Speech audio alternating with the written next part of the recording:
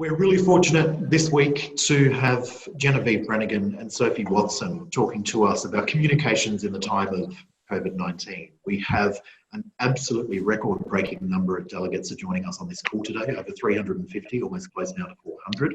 So we welcome everybody to the call. This is obviously an important and really critical opportunity for us to work out what we do as architects and how we actually engage. So I want to tell you a little bit about the two ladies that are presenting for us today. We're really fortunate to have Communications Collective with us.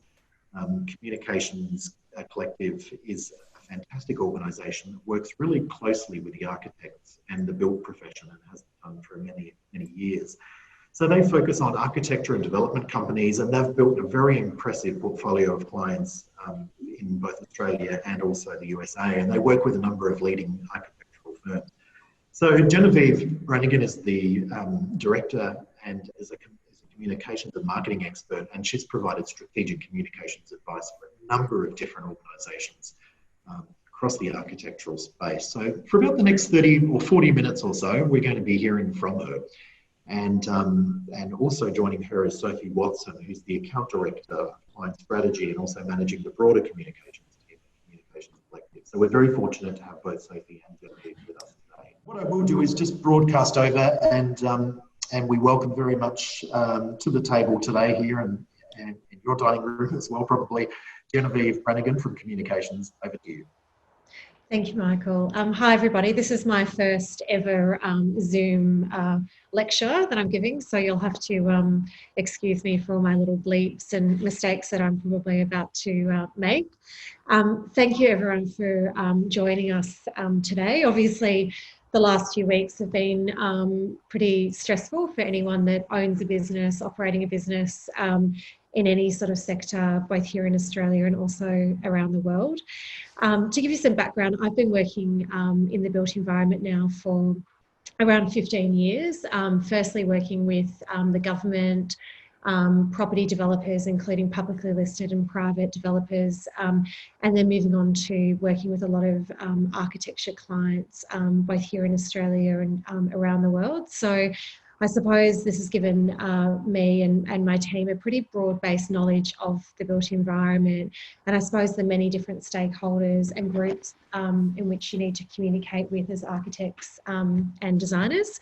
The good news is architecture is actually really interesting to many people, so there's always some really good stories to tell. I think it's a lot about just segmenting down your audience and working out, I suppose, which level you need to be speaking to them and what sort of information they need. So today, communications is a very broad and very big sort of subject to talk about in 30 minutes or 45 minutes, whatever we have today. So I just wanted to give you, I guess, a bit of an overview about what I think you should be thinking about in the time of COVID-19. And an overview really about how to effectively develop content and use both the channels that you own, but also external channels like media, I suppose, to keep on communicating and ensure that your brand is kind of kept alive during this quite extraordinary period that we're experiencing. So some of the things that I'll cover off today, my first little, there we go. And my insights into the current communications landscape, how to sort of explore the use of content across owned and earned channels. And you might not know what that means, but I'll go into it a little bit more detail in a moment. My checklist for developing content, and this has been something that I guess I always use as a bit of as a check before we kind of develop anything at Communications Collective. Some ideas around how to remain innovative and relevant in this time of uncertainty, and obviously how to continue to position your business for success, and recommendations for further actions. And of course, we'll have some time at the end of the session for questions, but I'll also leave our contact details. So if you want to get in contact direct, or if you've got any kind of more detailed questions, or perhaps you'd like another session which kind of isolates something perhaps just on Instagram or on media relations, you can definitely reach out to myself and Sophie, and we'd be happy to help. So we'll get started.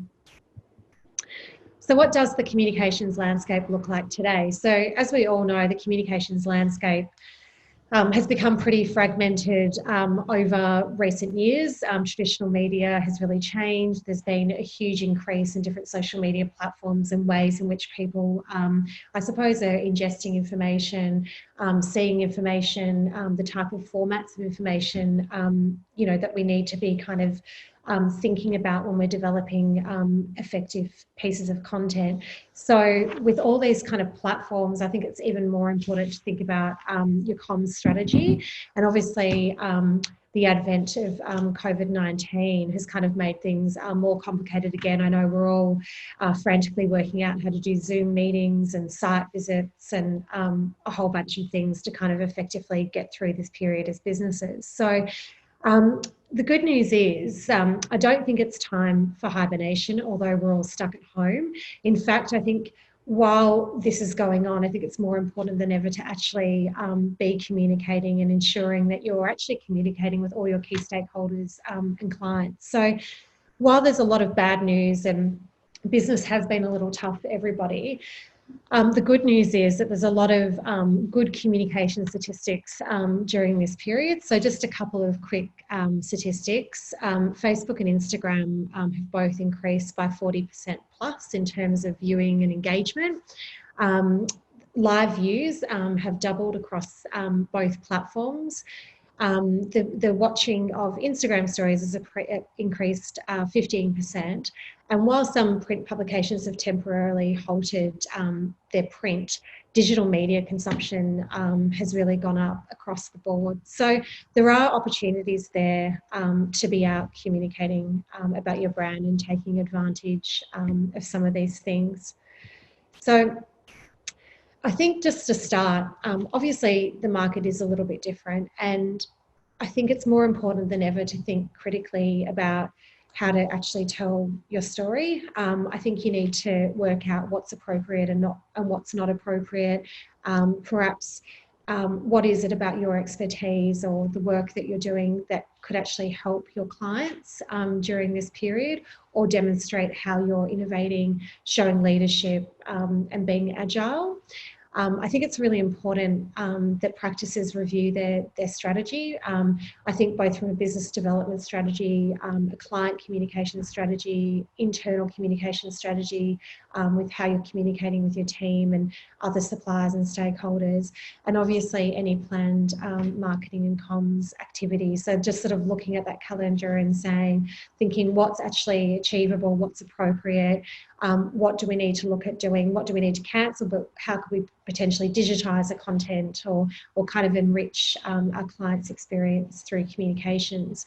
So for me, when thinking about, I guess, communications, to me it always comes down to the power of good content, regardless of what's going on, whether it's digital, whether it's in press, whether we're in the middle of a pandemic. For content to be powerful, it needs to be well thought out, interesting and engaging. And I think the advantage that architects have is that you have lots of really good content, whether that be visual or written. There are so many interesting ideas that architects touch so many parts of our life, I suppose. And so there's a lot of really great stories to tell. So when you're looking at this really fractured landscape, as I said, I think that the connector across all of this is actually content and storytelling.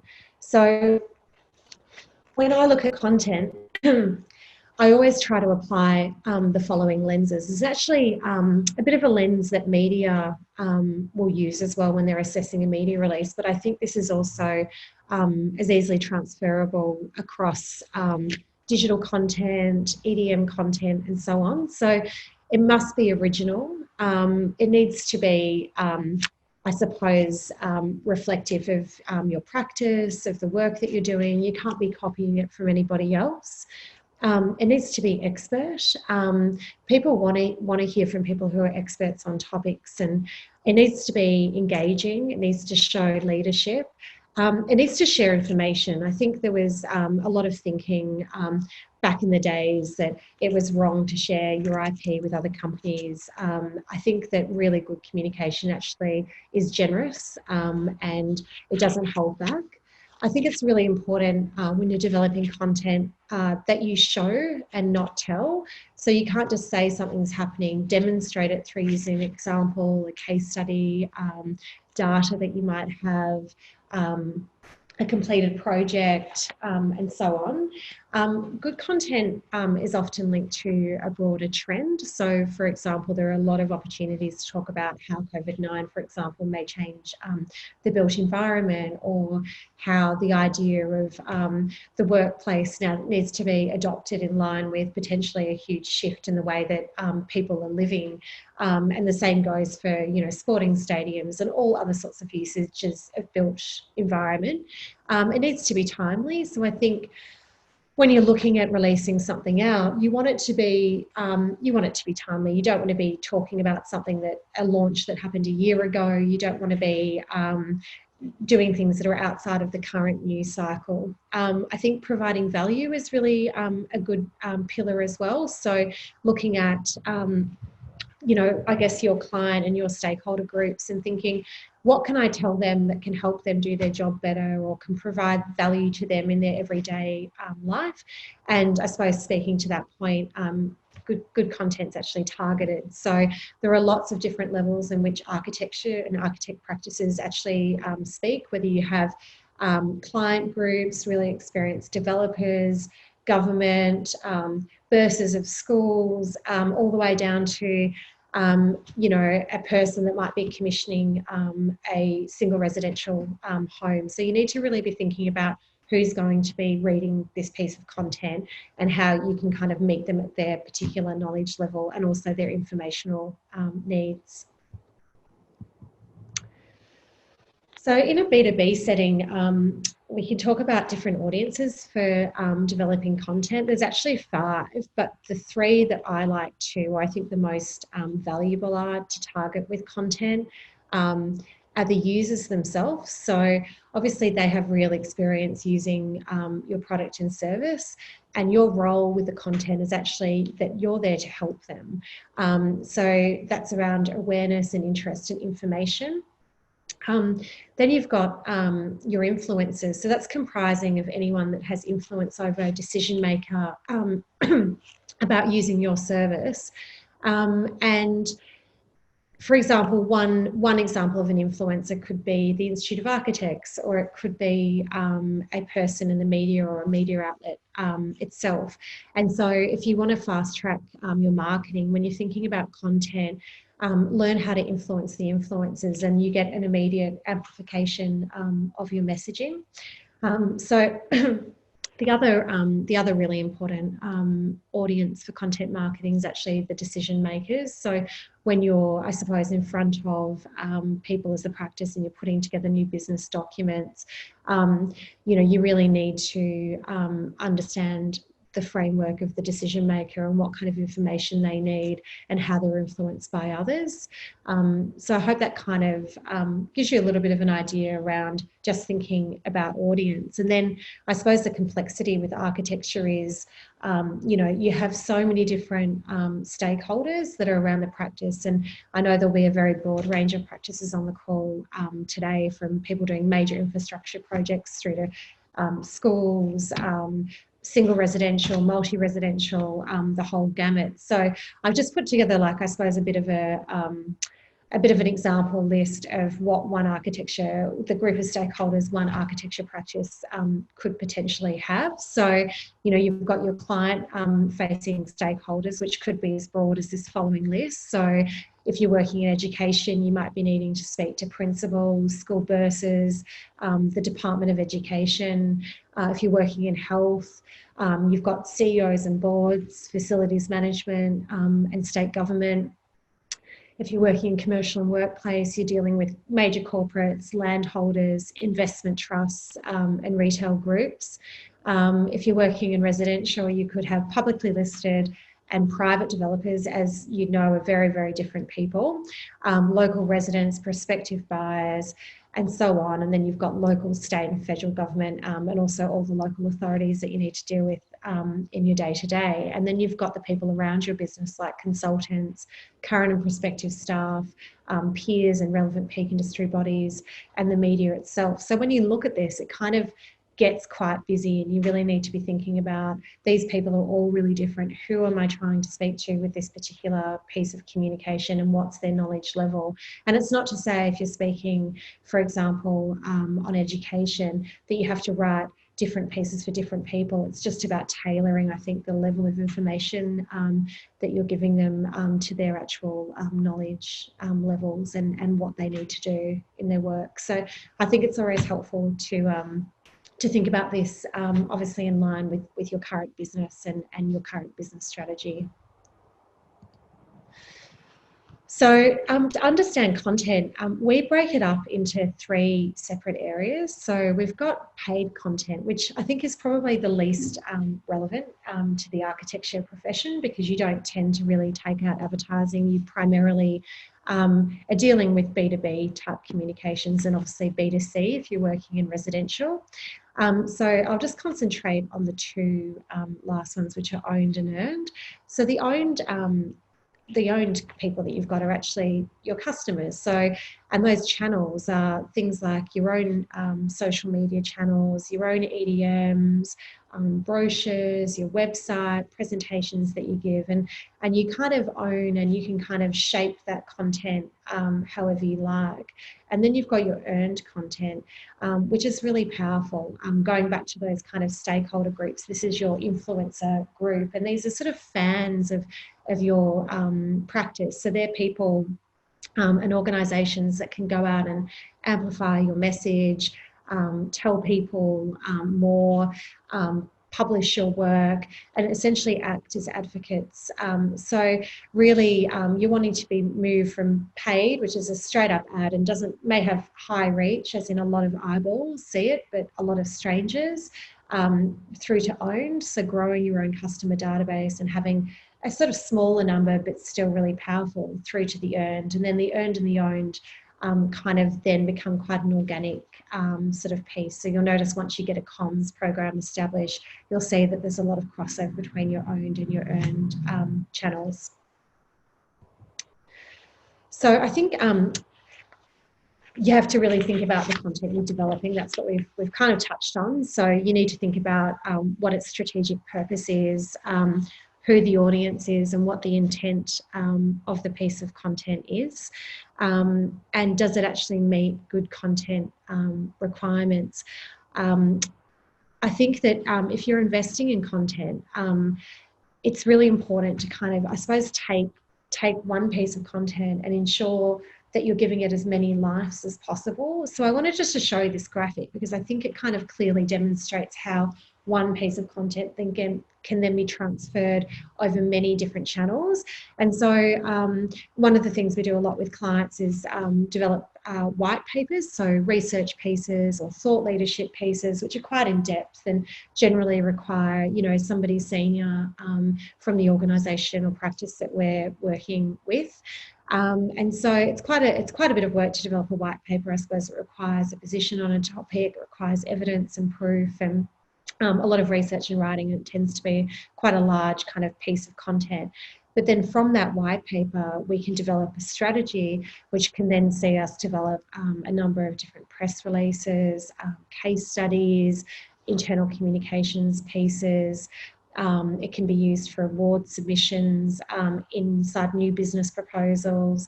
It could be reformed to use a newsletter. In many instances, we've developed white papers and then developed, I suppose, little mini series newsletters, like mini chapters of a book, to go out to client databases. Obviously, it can then go to websites, social media, marketing collateral, annual reports, external presentations, books and publications, and then obviously into the media itself. And that's just really about having a strong idea about potentially what sort of white paper your end users or clients are interested in hearing about, and then developing a plan about how you can release that and what the best way is to sort of package that up. Obviously, when you're looking at different channels, there are different copy lengths which are important. and some channels are really visual when you're looking at, say, an Instagram. Versus LinkedIn, which is, longer sort of form content performs a lot better. So this is sort of really about, I guess, really thinking about content and then thinking about how it can be edited and released appropriately through different channels. And the white paper is just one example. You might start with something else like an award submission or an annual report, and it kind of just all works in the same way. So I'm just showing you some pictures of different content that you can sort of see, ideas that can then be transferred across, from brand all the way through to press articles, to video, to media articles, and so on. And we've would like to say with most pieces of content, we at least want to place it 9 times somewhere. But if it's a good piece of content, I've had white papers, for example, that have generated like more than 200 pieces of press because they're just so relevant and they've been broken up and timed in the right way. And some examples there, and you can see, on social media, it's really important. This is one of our clients' pages that's got 52,000 plus followers, and the content there is like beautiful imagery, and it speaks to some of the core kind of brand values around design and materiality and so on, and then that translates through to all of the different usages, whether that be print advertising or editorial. So I guess in summary, communications in the time of COVID-19, you need to review your strategy and any planned comms and marketing activity. Don't get down. I think it's really important to stay up and think about inspiring things and realise that there's so many more eyeballs on things. Focus on the creation of online services and comms activities. So media and social media channels are booming. One of the things we've been doing for a lot of our clients is actually producing some really great videos, whether it's sales agents, property developers, property developments, I should say, developing up digital sales tools, which can include, images of the properties, Q&As with the sales agents, frequently asked questions. We're developing a whole bunch of thought leadership videos with clients where they're just sort of sitting down and talking about particular subjects that relate to their practice. There are lots of ways to get in on online stuff. If you don't have your online channels firing, like LinkedIn and Instagram and so on, it should really be something that you're paying attention to now. As I mentioned earlier, you need to ensure that your communications activity works with the current news cycle and that it's actually still relevant, appropriate and timely. So understand that media resources are strained. There's lots of opportunities to get some really great pieces into the media at the moment, but there are less journalists than usual. So if you're going to be pitching stories to media, try and understand who you're pitching them to, who the audience is that's reading them, and package them up properly, the right image sizes, the right copy length, and the right sort of information for the publication you're trying to get published in. I think this is a really great time to spend some time working on back burner projects that you don't ordinarily have. For example, communication strategies, digital. You might have been thinking about a new website or cleaning up your database and so on. This is a really good time where you can actually take some time to reflect and think about, how you can ensure your practice is well positioned both for now and into the future. You need to think critically about how to tell your story, what makes your practice different, what are the interesting stories that you have to share, who is the audience and what do they need to know, what do they want to know, how can you inspire your audience and maybe provide some relief through all this COVID-19 stuff that we're all having to read every day. Think about how your messaging can be adapted to the current environment whilst obviously staying true to your brand. And I'd be thinking about how you're leading an organisation as a practice, about what's important to your clients, to your peers, and to the broader community. And obviously, how can you inspire your audience and provide relief to them? So there's a lot of opportunities. You could, really become your own news outlet and build up your own channels. So, your EDMs, your social media, your thought leadership content. Just because we can't go outside doesn't mean we can't be communicating and engaging with people in different ways. Which of course brings me to, thinking digitally. How can online channels be used more effectively? Are you actually maximising things? Have you reviewed those channels?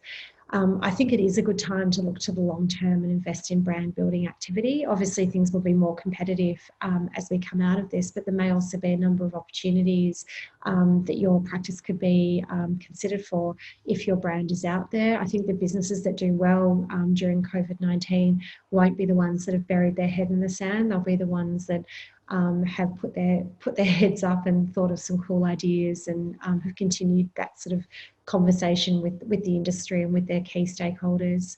I think it's a great way to explore new ways to collaborate, and I suppose everybody's seen the various initiatives that have come together around the world around COVID-19 during this period. There's been an incredible amount of creativity, and I suppose, are there any ways that you as a practice or as an industry could come together and think of different ways for collaboration during this period? And then finally, sort of looking for meaningful ways to help you to help and connect with your community. And here's some recent press coverage that we've just placed in the last sort of week or so. So there's still some really great opportunities. One of our clients did a beautiful installation techne for Melbourne Design Week, and unfortunately it was only able to be opened for a few days. So they took it online and created a virtual exhibition and got some really great coverage about showing leadership. And one of the first things in Melbourne Design Week that was actually taken digital. And there's opportunities to talk about like your industry and make comment on it. What will happen after coronavirus? How will we design commercial buildings and so on? So there's some really good opportunities out there. I think it's just sort of thinking about things differently and following the framework which I outlined around reviewing your program, thinking of ideas, editing, reviewing digital channels, and so on. So I hope that's been helpful. As I said, it's quite a broad subject to talk about in sort of 30 or so minutes, but I'm happy to take some questions, and obviously if anyone would like to contact us offline and chat about any sort of more detailed things, we're here to help. Thank you very much, Genevieve. That's been really helpful. We've had a number of questions come through, and no doubt there'll probably be more coming through as well. So Yeah. I think obviously we have Sophie with us as well, and I'm going to unmute you, Sophie, if that's okay, just so you can join the conversation as well. Just for those who joined maybe somewhat late, Sophie is the account director and heads up our client strategy unit and manages the broader communications team at Communications Collective. I am struggling, sadly, today to unmute you, Sophie. I'm really struggling, but I might. There we go. You look like you're on. Good stuff. Okay, so let's start with a number of questions. First of all, in terms of social media, a lot of social media news stories are coming out at the moment, and there seems to be this endless race as to who can communicate the news first. So overnight, we've seen, significant stories, pertaining to organisations like Virgin Australia, who seem to go bust well before they even formally announced it. So one of the questions coming through on the chat is, has social media changed the weighting of timeliness versus accuracy? What's your response?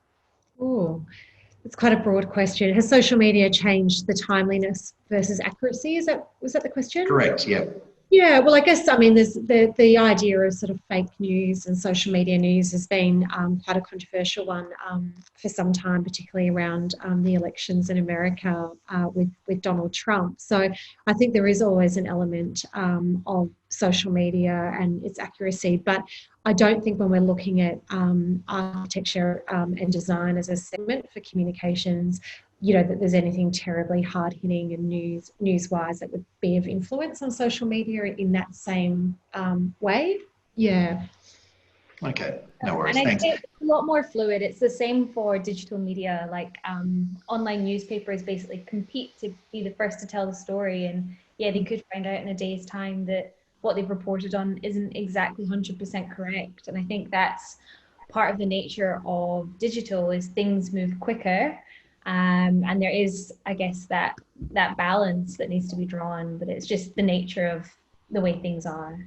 Which is why we would always recommend to clients to when they sit down with media, to make sure they actually have a press release with key messages and quotes that's actually supplied to that outlet. So all of the facts are clearly spelt out within an official document. If you go and sit down with media and just speak off the cuff, then the media really has the opportunity to either translate that in the way that they want, to an angle perhaps that they may be trying to push. And there's also an opportunity for mistakes to be made. So fact sheets and press releases are really good ways to kind of counter misinformation and mistakes in the media. And we're also living at a time where we don't know what's going to happen. Nobody in the world knows. So you can give your opinion in an interview or on a social media post or wherever it may be, and it's okay, it's your opinion. So you can speak kind of more broadly about it, and there's never going to be a right answer when it comes to COVID-19, to be honest. True. One of the things I want to talk about is relevance. So the issue that we have at the moment is that if I look through my phone, I have had an email about how organisations are responding to COVID-19 from, and I've written them down, this will tell you a little bit about my diet, Pizza Hut, Domino's, ASOS, Architectural Digest, Dezeen, the list goes on. Everybody's out there talking about how they're reacting to COVID-19 and the plans they've put in place. So in all of this, organisations, architecture firms are getting lost with everybody crowding the emails and the inboxes with, their plans. How do you cut through that as an architectural practice? How do we cut through to make sure that those emails get to the clients instead of being swamped in an inbox filled with generic, I call it generic COVID-19 information? Yeah. We always recommend for our clients that having a very well segmented database is probably one of the most valuable things you could do to your business. It's a time consuming thing, and especially if you're a larger practice, but I think having that segmentation allows you to tailor the communications to that right audience. Because as you say, we've all been bombarded with so much stuff, especially that first 2 weeks. I just remember getting so many EDMs, newsletters from companies that I didn't even know that I had ever dealt with in my life, telling me how they're, treating their staff and doing whatever. And quite frankly, I didn't care. So I think having a really well segmented database, which allows you to tailor that communications to that specific audience, just helps to add value and also show that you are responding appropriately. Great. Okay, thanks. Also, I think we need to remember that not all the communications that we're setting up at the moment needs to be about COVID-19. I think there needs to be obviously an acknowledgement and a sensitivity about what's going on, but the world must keep moving and turning, and we're all trying to still work and trying to survive. So I think it's still relevant to be talking about things outside of that. Sounds good. Maybe this will show my age. What about the phone? I mean, we've got small architecture practices with 5, 6, 7 clients. I mean, are we ignoring the phone, or are we overtly relying on digital communications? Does the phone still have a place? It certainly has a place for me. I don't know about anybody else on this conference today, but video can be actually quite exhausting, being on video calls all the time. And I think communication at this point is king, and I think there's nothing better sometimes than actually just picking up the phone and talking to somebody. Yeah. True. There's a question that's come from Misha and it's an interesting one, and it goes back to what we were talking about earlier. And she says, is it really necessary to become part of social media? Is social media necessary? I mean, there just seems to be so much at the moment, and she calls it an ever-growing noise. At what point do you think will nobody listen to social media anymore? Do you see a future that's finite for such a channel? I think that the channels that we use will keep on moving and changing and evolving as society does and technology does. So if you look at, for example, video content, never really, it didn't take off for many, many years until the internet capabilities were increased by phone companies. And now it's really simple to stream a video on your smartphone. So therefore, there's been a huge increase in it. And I think as technology changes and the way that we use buildings and devices and we communicate as people, that will shape the types of channels that we ultimately use. And I think I read a nice piece in the AFR, which was just, I think, published a week or so ago, and it was talking about how social media is actually becoming quite social. And you'd think it is a social platform, but then it's known for so many negative things as well, and the noise, of course. Like, we're all bombarded with so much content constantly. But actually, in light of COVID-19, how we are using, Zoom, for instance, now everyone knows how to use Zoom. We're using loads of different types of platforms, and we are being more sociable through them. And it's even using Facebook Messenger or Instagram Messenger, and just using them slightly more socially than just, promoting pretty pictures and so on.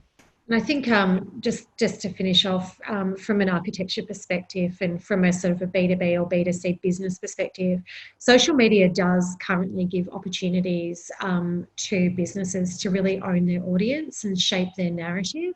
It's an important channel, and it's really a fantastic way to go out and find people and engage with people. And I think if you're a small practice or a medium-sized practice and you're like, oh my God, it's so overwhelming, etc., you don't have to be on every social media channel known to man. I'd be looking at probably two key channels, one being Instagram, because it's a highly visual channel, and also LinkedIn, because I think a lot of business actually gets done on LinkedIn, and whether it's direct or indirect, a lot of people are looking at people on LinkedIn. And we noticed that the level of engagement on LinkedIn from thought leadership articles is really quite phenomenal, and sometimes it outdoes the database of the company itself when an article is published. So I think there's definitely value in that. And I think when you're looking at content and looking at what should I be bothered with, what you should be bothered with is having a good communication strategy and a good content strategy, and then having someone that knows how to break it across those channels for you. So you're not reinventing the wheel every time you publish something, whether it's in the media, a newsletter, or something on Instagram. It should all be coming from the same base, and therefore it's a lot easier and more cohesive. Okay. One of the questions has come from Mike on the call, and he says, look, should social media be a conduit to more detailed information, or should we tell the whole story then and there on socials, or should we be directing people to somewhere else? So socials, I guess, if you think about the platforms, they all have really different abilities in terms of content. So you look at Twitter, and that's based upon a certain number of characters. I can't remember how many, I should know. So that's kind of immediately restrictive. And then you look at Instagram, and that's very visual. So I think social media can act both ways. It can act as, I guess, the primary way of communicating information. It also can act as a port to other information. And I think people, we all have really different preferences. I'm a very visual person. I love looking at images. Other people like looking at text. People engage with companies in different ways. So I think going back to that piece around content, I think just having that consistent approach across all channels, but recognising that they all have really different requirements in terms of imagery and word length and so on. And I think it depends on the size of your business. Obviously, if you're a larger business, you will have a bigger website that's more proficient, that's more regularly updated. You'll have the resources to do that. If you're a small architecture studio and you have a small website that serves a purpose and provides contact details and displays some completed projects, but not much else, then you can use socials as a kind of more efficient, more cost-effective way to get your message out there. That's an interesting one. You talk about small architecture practices. As an institute, we represent a lot and support a lot of small architecture practices. And I suppose, and Danilo, who's on the Zoom call, has put a comment in, and he says it is true. The issue for small practice is that social media takes a lot of time. To curate something that's impressive, that's visually appealing, that tells a good story, takes a lot of energy. And when you're a small architecture practice, that is sometimes a real struggle. So, and he makes the point that, so often we are in this like he describes it, an ocean of data and information where it's easy to get lost. And there are a lot of tools.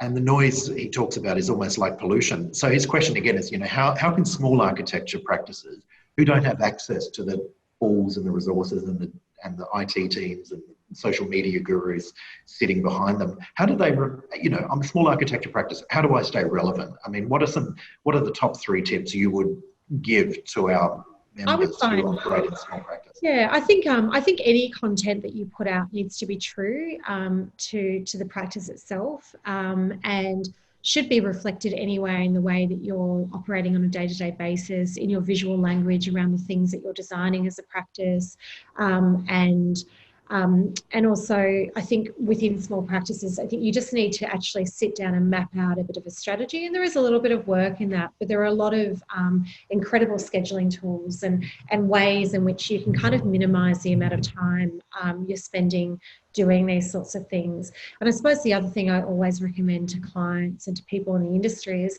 find that person in your organisation that really enjoys doing this stuff. Because there always is somebody. There's always someone that's really good at Instagram or really good at LinkedIn that has a natural affinity to using a platform. And also don't overcommute. Just do what you can and what's manageable and what you can actually do well. Yeah, and the thing I was saying is some really great tools that can just take some of that time out of it. So you can pre-schedule. We try to schedule out content for like a month in advance, for instance, for clients.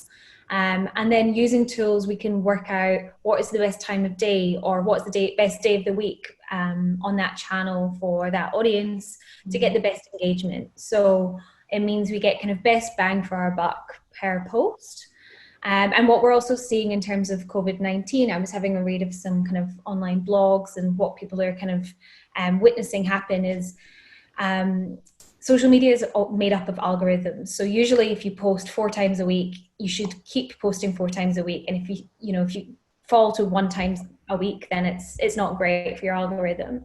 But what they're actually seeing is that because more people are on social media, you can still drop to 1 or 2 posts a week and your engagement still seems to be up.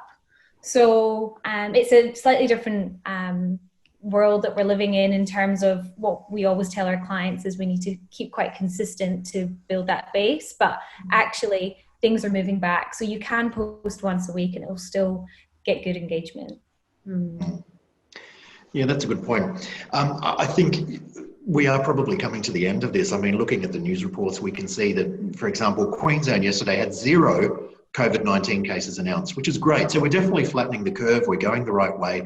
So I think from our perspective, from looking at the news, there is definite, good news on the horizon. We're not in this forever. So to continue that social, steady social media uploading is absolutely critical. So I suppose our final question to you both, and it's going to be a question, your top tip for, from a communications expert such as yourself, Genevieve, what's your key tip for remaining sane and making sure that you stand out in the time that we're currently going through? I think try to remain positive and know that this is actually going to end.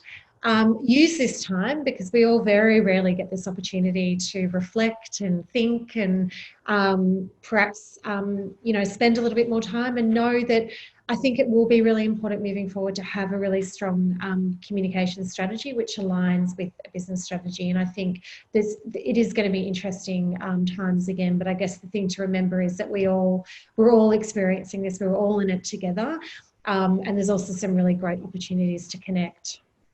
Yeah, thank you. Sophie, what about you? Yeah, well, similar to what Genevieve was saying, but I guess they say kind of never waste a crisis. So kind of use this time to reassess and look at your business and maybe look at what you've been putting off and think about how you could be communicating to the right audiences. It's not about speaking to everyone. It's about speaking to who matters to you and to your business to make sure that you can come out on the other side of it with a strong business and strong client base. Yeah, and that's critical for us. I mean, that's the whole purpose of the Institute of Architects, is to make sure that we support our members through this. And this is why these lean-ins have been created. It is to make sure that we can get our members through this crisis with the least amount of disruption possible. So hopefully this is another good example of helping our members to engage and to bring the subject matter experts such as you two ladies to the table today. So thank you so much for your time today. We found it really impressive. I will say for everybody that is on the call that the slides are now online on our COVID-19 response page.